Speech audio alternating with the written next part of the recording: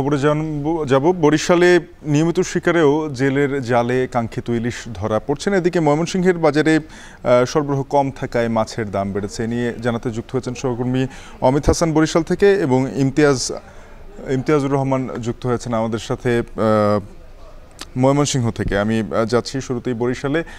অমিত, জানাবেন যে বরিশালে এই যে মাছ ধরতে না পারা বা ধরা না পড়া, এর ফলে বাজারে মাছের দাম কোথায় পৌঁছেছে?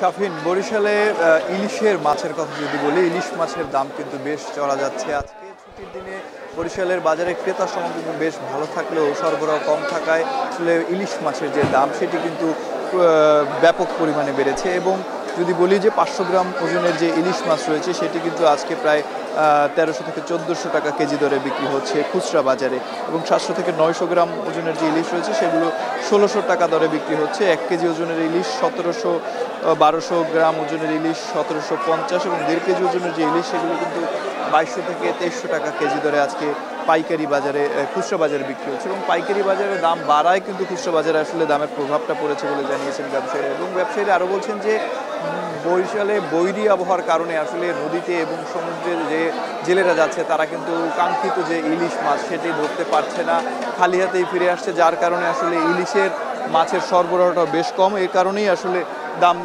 দাম বেড়েছে। এবং আরেকটু যদি জানিয়ে রাখি যে বরিশালের এই বাজারটি একসময় ইলিশের জন্য আসলে বিখ্যাত ছিল, সেখানে কিন্তু ইলিশ এখন শূন্য বলেই চলে, যার কারণে দামটা বেশি বলে জানিয়েছেন ব্যবসায়ী এবং ক্রেতারা। বলছেন যে সাধারণ মানুষের নাগালের বাইরে আসলে ইলিশ মাছের স্বাদ নেয়া। বরিশালে ইলিশের বাজার থেকে এই ছিল আমার কাছে সর্বশেষ। সাথে ইমতিয়াজ আহমেদ রয়েছেন সহকর্মী ময়মনসিংহে। ইমতিয়াজ, জানাবেন যে ময়মনসিংহে তো প্রচুর মাছ চাষ হয়, তারপরেও বাজারে মাছের সরবরাহ কম কেন?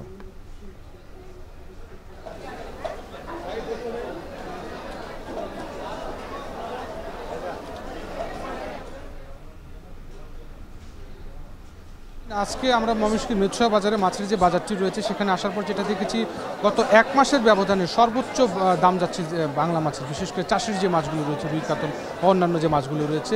আমরা আসার পর দেখতে পেরেছি গত সপ্তাহের ব্যবধানে 40 থেকে 50 টাকা পর্যন্ত বেড়েছে দেশি মাছের, চাষের মাছের দাম। আমরা জিওল মাছ দেখতে পাচ্ছি, জিওল মাছও কিন্তু গত সপ্তাহের ব্যবধানে 20 থেকে 30 টাকা পর্যন্ত বেড়েছে। শিং মাছ বিক্রি হচ্ছে 450 থেকে 500 টাকা কেজি, মাগুর মাছ বিক্রি হচ্ছে 600 টাকা কেজি। এবং যেটা বলছিলাম যে চাষের মাছের দাম কিন্তু বৃদ্ধি পেয়েছে, যেহেতু সকালের দিকে একটু বৃষ্টি হচ্ছিল সেহেতু সরবরাহটাও কিছু ঘাটতি দেখা গিয়েছে। আজকে দেখা গেছে যে বড় সাইজের যে রুই মাছগুলো রয়েছে, গার্স কাপ, কারফিউ, এই মাছগুলো কিন্তু বড় সাইজের যে মাছগুলো কিন্তু 550 থেকে 600 টাকা পর্যন্ত কেজি বিক্রি করছেন, যেটা গত সপ্তাহে কিন্তু 400 450 টাকার উপরে ছিল না।